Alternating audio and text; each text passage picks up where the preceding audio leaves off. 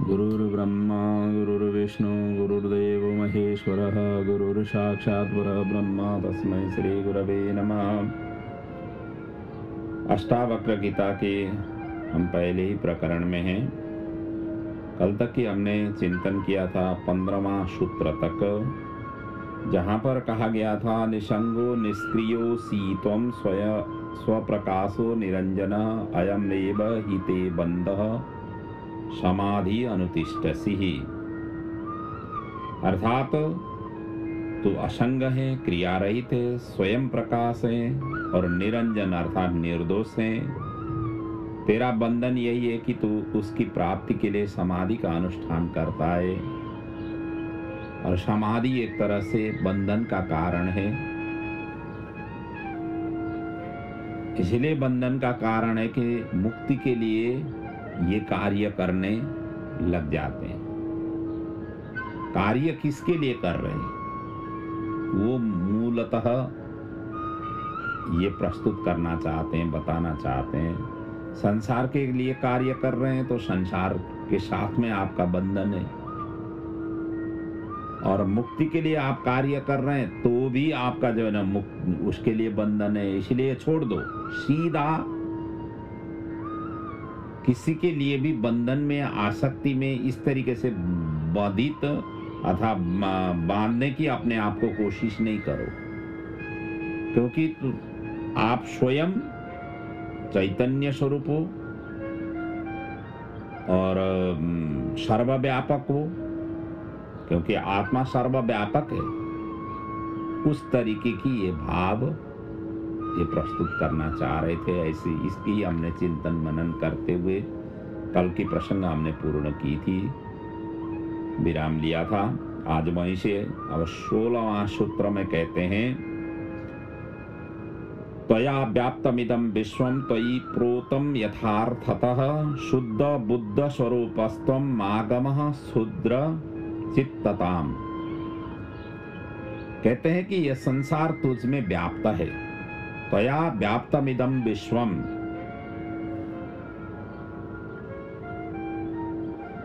और तुझ में ही पिरोया है। त्वयि प्रोतम यथार्थतः, तुझ में ही पिरोया हुआ है यथार्थतः शुद्ध बुद्ध स्वरूपस्तम, अर्थात यथार्थ में आप क्या है कि तू चैतन्य स्वरूप है। अतः क्षुद्र चित्त को मत प्राप्त कर लेना, इसको आने ही नहीं देना।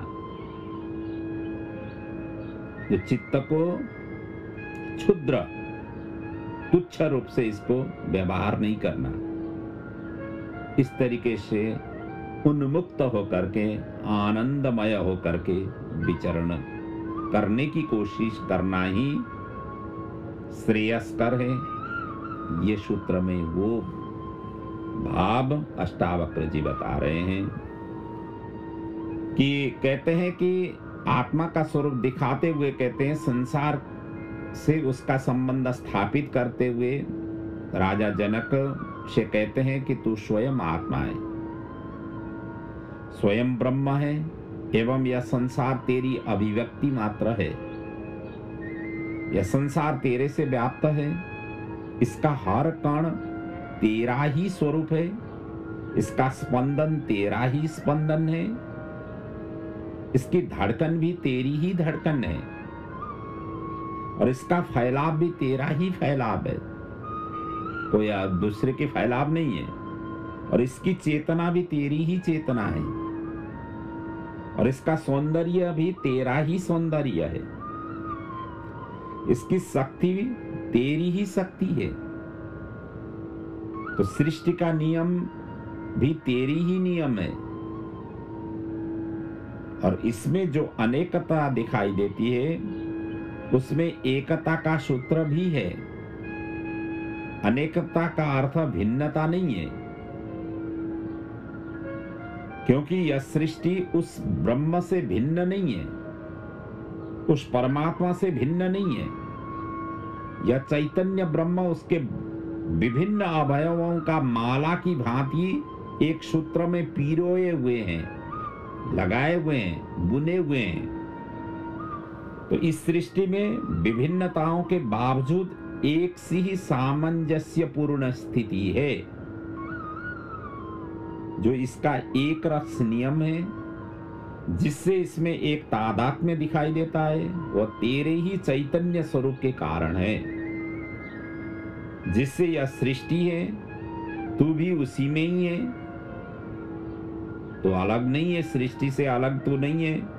जैसे ये सृष्टि उससे भिन्न नहीं है, तू भी वही शुद्ध चैतन्य स्वरूप है। अतः तू अपने को शरीर आदि समझकर क्षुद्र चित्त को, अपने आप को नहीं समझ, अर्थात उसको ग्रहण नहीं कर, उसको त्याग दे। इसका अर्थ यही है कि समस्त पदार्थों का केंद्रीय तत्व आत्मा ही है एवं आत्मा भिन्न भिन्न नहीं है, अपितु एक ही है जो सब में व्याप्त है, व्यापक है। इसलिए सब में एक सूत्रता है। आत्मा को भिन्न भिन्न मानना तो अज्ञान ही है, वो ज्ञान नहीं है। किंतु अपने को शरीर मानना ये महाअज्ञान है, मूढ़ता है। ऐसे मूढ़ अपने को क्षुद्र चित्तहीन अनुभव करते हैं। आत्मा ज्ञानी अपने को हीन नहीं समझता है। तो राम तीर्थदास जी तो कहते थे कि अपने को बादशाह वो कहते थे, अर्थात सर्वश्रेष्ठ वो कहते थे। तो आत्मा का ये स्वरूप इस तरीके से चिंतन करने की भाव इस सूत्र में प्रस्तुत किया गया है। अगले सूत्र में कहते हैं, निरपेक्ष निर्विकारो निर्वरः शीतलाशयः अगाध बुद्धिरक्षुब्धो भव चिन्मात्र वासनः। अष्टावक्र जी कहते हैं कि तू निरपेक्ष है, अपेक्षा रहित है, निर्विकार है, विकार रहित है, स्वनिर्भर है, परनिर्भर भी नहीं है, शांति और मुक्ति का स्थान है, शीतलाशयः, और अगाध बुद्धि रूप है तो अगाध बुद्धिरक्षुब्धो, और क्षोभ शून्य है। अतः चैतन्य मात्र में, चैतन्य के ऊपर ही अपना निष्ठा रख लो, इसी से ही कल्याण होगा, ये वो बताना चाह रहे हैं। ये आत्मा स्वरूप के बोध को दृढ़ करने के लिए ये कह रहे हैं कि आप स्वयं आत्मा होने से आप निरपेक्ष हैं। आत्मा की कोई अपेक्षा नहीं होती है। आत्मा ये ले आओ, वो ले आओ, इस तरीके से आत्मा नहीं कहती है। अपेक्षा मात्र शरीर और मन की है। हम जो अपेक्षा रखते हैं, ये या तो हमारा शरीर ये चाहता है या हमारा मन चाहता है, लेकिन आत्मा तो ये सब चीज चाहता नहीं है। इसीलिए तू विकार रहित है। भूख और प्यास प्राण के धर्म है, शोक और मोह मन के धर्म है, तथा जन्म और मरण ये देह के धर्म है। आत्मा इन सब से परे है, इनसे अलग है और इनकी छू नहीं सकता। ये आत्मा के धर्म नहीं है। आत्मा केवल दृष्टा है, अतः ये निर्विकार है, ये विकार रहित है। देहाध्यास के कारण ही तो अपने को विकारी समझता है। इसी के कारण तो अपने को परम मुखापेक्षी समझता है, अन्यथा तो स्वयं पर ही निर्भर है। आत्मा किसी पर निर्भर नहीं है। तो आत्मा स्वरूप होने से शांति और मुक्ति का स्थान है। इसलिए अशांति तेरा स्वभाव नहीं, स्वभाव ही नहीं है। यह हिंसा, छीन झपट, संघर्ष, बेचैनी, महत्वाकांक्षा, ईर्ष्या, आक्रमण सब राजनीति है, जो मनुष्य की प्रतिभा का निकृष्टतम स्वरूप है। मनुष्य की दैविक प्रतिभा का दुरुपयोग है। इसमें कहीं भी शांति व चैन नहीं है। और इन सभी में संघर्ष ही संघर्ष है, चाहे वो धन की राजनीति हो या पद की, जिसका कोई परिणाम नहीं निकलता है। शांति और मुक्ति इसमें है ही नहीं, क्योंकि ये सब चीज में लटकने का अर्थ होता है शांति से हम दूर होना चाहते, अशांति को हम बटोरना चाहते। यह तो आत्मा के ही गुण हैं। तो अगाध बुद्धि रूप है, तेरे में जो बुद्धि का अनंत सागर भरा हुआ है, और तू बुद्धिहीनों जैसी ही चेष्टा कर करके निकल रहा है, अर्थात ऐसे व्यवहार कर रहा है। तेरी यह चेष्टा तुझे क्षुब्ध बनाए हुए हैं, अन्यथा तू पहले से ही क्षोभ शून्य है, क्षुब्ध रहित है। इसलिए तूने स्वयं को नहीं, प्रकृति को महत्व दिया है, अपने आप को महत्व नहीं दिया हुआ है, बाह्य जगत को महत्व दिया हुआ है। इसलिए तुझे ये लगता है कि क्षोभ दिखाई देता है, वरन आत्मा में कोई क्षोभ होता ही नहीं है। कहां से आ जाए वो आत्मा में? तो इसीलिए तो अपने से परे के पदार्थ की निष्ठा को छोड़ करके इस चैतन्य मात्र में निष्ठा वाला बन करके रह, डट करके रह। तो अष्टावक्र केवल निष्ठा की ही बात कहते हैं कि आत्मा में पूर्ण निष्ठा होने से ही इसका ज्ञान होगा। कोई विधि काम वहां पर नहीं करेगी, जो सदा से तुम्हारे पास है उसमें निष्ठा ही पर्याप्त है। यह सजगता और साक्षी भाव से ही दृश्य होगा, प्रतीति होगा, अनुभव होगा। तो अगले सूत्र में कहते हैं, साकार अनृतम विद्धिम निराकारम तो निश्चलम एतत् तत्वोपदेशेन न पुनर्भव संभवः। कहते हैं साकार को मिथ्या जान, निराकार को निश्चल स्थिर जान, और इस तत्वों के उपदेश से संसार में पुनः उत्पत्ति नहीं होती है। क्योंकि साकार तत्व को इस सभी के सभी आपको मिथ्या समझना होगा, और निराकार को ही निश्चल और स्थिर ज्ञान समझना होगा। ये उपदेश देना चाह रहे हैं। और इस सूत्र में अष्टावक्र पुनर्जन्म का कारण बताते हुए कहते हैं कि निराकार और साकार, ये स्थूल और सूक्ष्म, ये जड़ और चेतन, ये सृष्टि और परमात्मा चैतन्य तत्व के स्वरूप हैं। यह साकार स्थूल जड़ सृष्टि आदि उस निराकार सूक्ष्म तत्व की अभिव्यक्ति मात्र है। यह साकार सृष्टि जैसे दिखाई देती है वैसे ही नहीं है। यह उस सूक्ष्म का प्रकट एवं परिवर्तित स्वरूप है, इसलिए इसमें वास्तविकता नहीं है कुछ और दिखाई देता है कुछ। यही भ्रम तथा आभास है, इसीलिए मिथ्या है, क्योंकि इसका रूप गुण बदलता ही रहता है, एक ही स्थिति में नहीं रहता है। आज एक रूप है तो कल वो बदल करके दूसरा हो जाएगा, इसलिए उस पर भरोसा नहीं किया जा सकता है। इसमें जो सुख दुख आदि का आभास होता है वह भी नित्य नहीं है, शाश्वत नहीं है, एवं भिन्न भिन्न प्राणियों को भिन्न भिन्न अनुभूतियां होती है।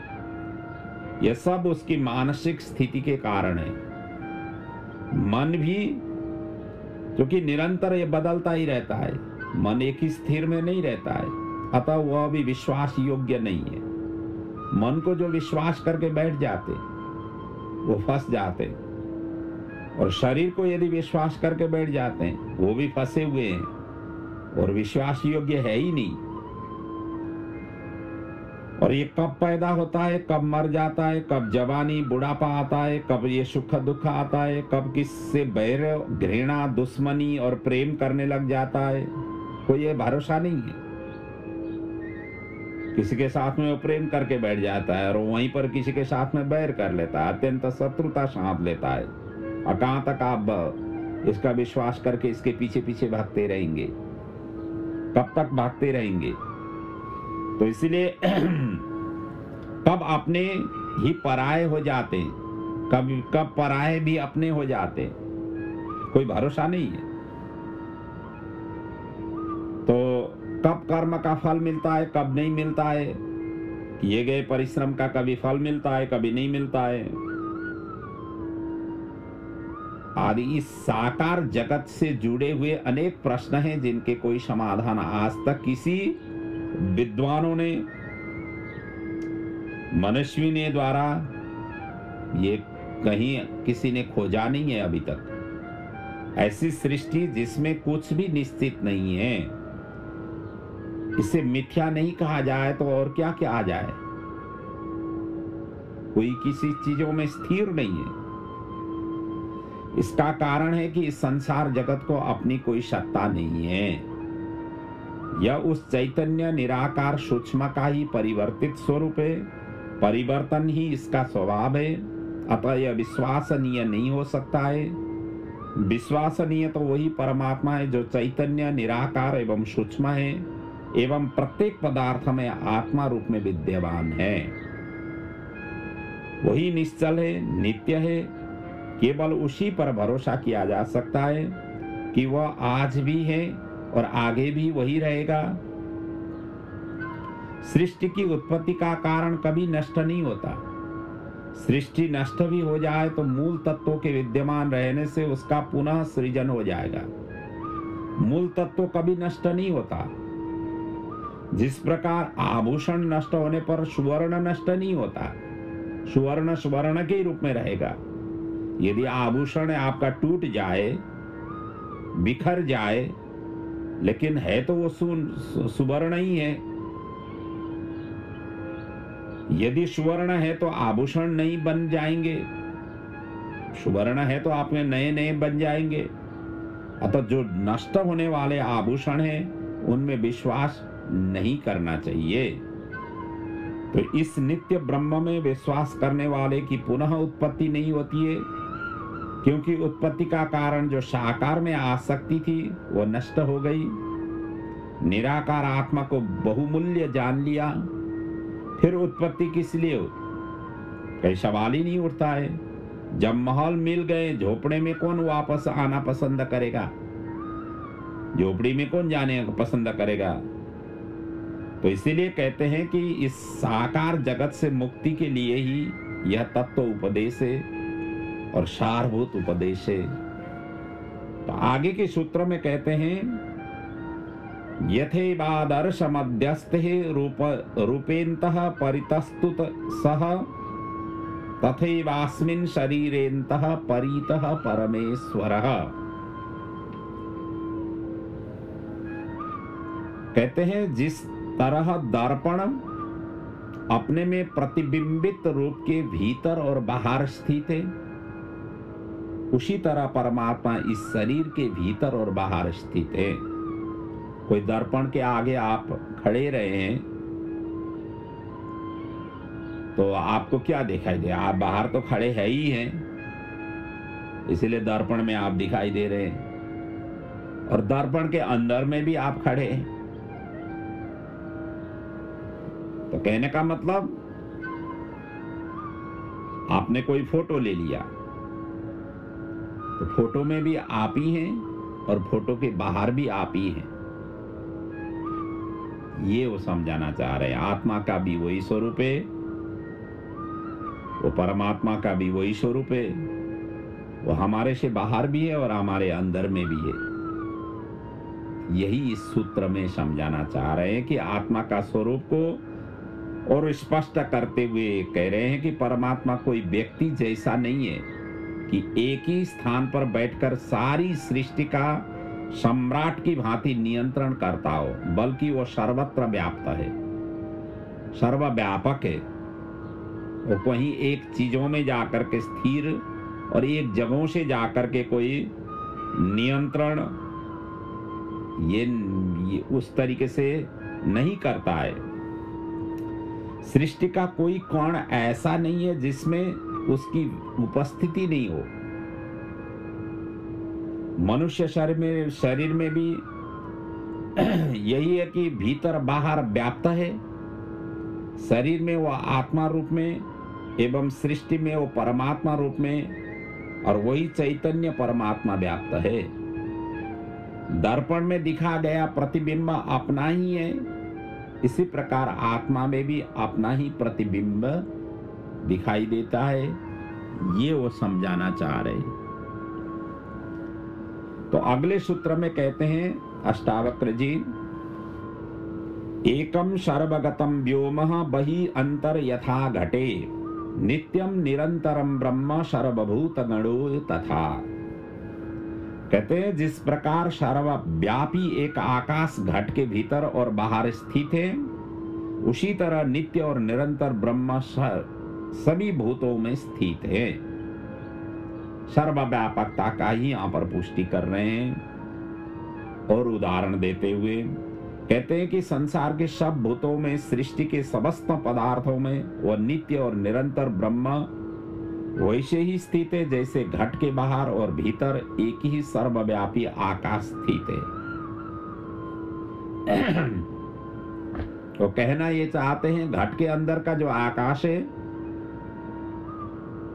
और बाहर घट से जो बाहर का आकाश है, वो दोनों ही एक ही है, कोई अलग नहीं है। घट टूट जाएगा तो घटाकाश से महाकाश में परिणति प्राप्ति होगी। तो यही वो कहना चाहते हैं, जिस प्रकार शरीर के भीतर और बाहर आकाश है, दोनों आकाश में भेद नहीं है, उसी प्रकार भीतर और बाहर एक ही ब्रह्म व्यापक है, व्याप्त है।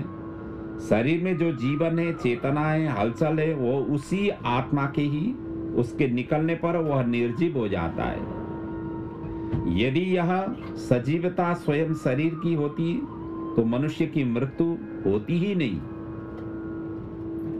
और जिस प्रकार मशीन के पुर्जे बदल बदल कर उसकी मतलब उम्र जो है ना बढ़ाई जा सकती है, उसी प्रकार शरीर के अंग बदल बदल कर उसे हजारों वर्ष जीवित रखा जा सकता था, किंतु उस आत्मा के निकल जाने पर इन अंगों को बदलना भी व्यर्थ हो जाता है, क्योंकि आत्मा जैसे शरीर से निकल जाता है फिर शरीर को कोई पूछता नहीं है, कोई सम्मान नहीं देता, उसके पास में भी नहीं जाता है। मृत्यु हुआ शरीर में कोई छूने के लिए सभी डर जाते हैं, स्पर्श करने से डर जाते हैं, दूर दूर हो जाते हैं, सभी घृणा कर लेते हैं और जल्दी से जल्दी उसको या दफनाने या जलाने के लिए उद्यत हो जाते हैं। और जो व्यक्ति उसको एकदम से प्रेम करते हुए उस शरीर के साथ में अंग संग रह करके रहते थे, वो ही जो है ना उससे दूर दूर हो जाते हैं। तो क्योंकि उसमें आत्मा नहीं है। जिस दिन आत्मा छूट जाती है उस दिन से शरीर कोई किसी के काम में नहीं आ जाता और कोई किसी से इसको प्रेम नहीं करता है। तो आत्मा के रहते हुए यह कार्य किया जा सकता है। अतः आत्मा तत्व ही मुख्य है, शरीर नहीं है। इसलिए कहते हैं शरीर, जिसको शरीर को हम बढ़ावा दे करके शरीर को एकदम से करते हैं, वो श्रेष्ठ नहीं है, वो ज्येष्ठ नहीं है, वो उसको सम्मान देने योग्य नहीं है। सम्मान तो उसी को देना चाहिए जो स्थिर है। जब तक ये आत्मा हर प्राणी के अंदर में रहती है तब तक ही उसका सम्मान सभी देते हैं, सभी उसको आदर और सम्मान प्रदान करते हैं। जिस दिन आत्मा यहाँ से निकल गया उसी दिन से वो घृणा कर लेते और शीघ्राति शीघ्र उसको ठिकाना लगाते। तो इसलिए शरीर इसमें मुख्य नहीं है, परंतु हम क्या है, शरीर को मुख्य मान करके हम चलते हैं। यही सबसे बड़ी भूल है, यही सबसे बड़ी धोखा है आत्मा ज्ञान, आत्मा साक्षात्कार के लिए। तो इसीलिए यहाँ पर अष्टावक्र द्वारा दिए गए ज्ञान का, उपदेश का यही सार है, इतना ही सार है कि आत्मा और परमात्मा एक ही तत्व है, उसे पाना नहीं है, वो प्राप्त ही है। केवल अज्ञान से विस्मृत हो गया है, उसे ज्ञान द्वारा पुनः स्मृति में ले आना ही एकमात्र प्रयत्न करना चाहिए। ये ध्यान, योग, उपासना आदि आंतरिक स्वच्छता के लिए है। ये सभी की सभी स्वच्छता के लिए, ये शरीर में उस परम शक्ति को झेलने की तैयारी मात्र है। और इससे पात्रता आती है कि तुम उसे झेल सको। अचानक घटना घटने पर मनुष्य पागल भी हो सकता है। यह शास्त्रीय ज्ञान उसमें बिल्कुल काम नहीं आता। इसका महत्व इतना है कि आत्मा ज्ञान में कैसी स्थिति होती है उसे समझा जा सके। इस समय मनुष्य घबराए नहीं, उस समय मनुष्य घबराए नहीं। यह तत्व ज्ञान बुद्धि का विषय नहीं है। बुद्धि सीमित है, लेकिन यह तत्व असीमित है। आत्मा असीमित है। वह उस असीम को अपने में ही नहीं समा सकती है। इस तत्व ज्ञान का उपदेश सुन करके कोई मान ले कि मैं परमात्मा ही हूं, तो वह भी पाखंड ही होगा। जब भीतर से सब कुछ छूट जाता है तब ये मिलता है। बाह्य पदार्थों को छोड़ने से भी ये नहीं मिलता है। यह ज्ञान ऐसा है जैसे स्वप्न टूटने पर ही ज्ञात होता है कि यह असत्य था, मिथ्या था। इसी प्रकार आत्मा ज्ञान के बाद ही संसार संबंधी सारी मान्यताएं, धारणाएं उसी समय गिर जाती है। इससे पहले नहीं।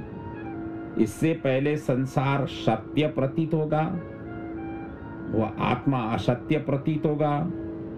जीवन में भी साक्षी भाव रखने पर भ्रांति मिट जाती है। अष्टावक्र इसीलिए निष्ठा की बात कहते हैं। वो समाधि को भी बंधन मानते हैं। इस प्रकार इस उपदेश का इतना ही सार गर्भित है कि जनक को सुनते सुनते ही उनको आत्मा बोध हो गया। स्वस्वरूप का ज्ञान उनको प्राप्ति हो गया। इसका कारण था कि उनकी पात्रता पूर्ण थी, क्योंकि पात्रता जब तक अपूर्ण रहती है फिर यह ज्ञान प्राप्ति नहीं हो पाती है। पात्रता नहीं होती तो इसका कोई प्रभाव नहीं होता। सारी देरी या विलंब पात्रता प्राप्त करने में ही होती है। इसके बाद प्राप्ति में देर नहीं लगती है, वो तो तुरंत ही हो जाता है। क्षण भर में ही घटना घट जाती है। फिर इसके लिए आपको अलग से कोई ऐसी करने की जरूरत नहीं होती है। इसलिए पात्रता पहले तैयार करनी है। पात्रता भी पूर्ण स्वरूप का है। इस तरीके की निष्ठा रखना है। और सभी चीजों का जड़ वासना है, आसक्ति है। और वासना और आसक्ति ये हम ही बटोरते हैं। ये किसी ने बटोरा नहीं है, किसी ने ला करके डाल दिया नहीं है। इसका स्वरूप का हम ही उसको क्रिएशन करते हैं। अपने अंदर की जो जितने भी हैं हम उसी को क्रिएशन करते हैं।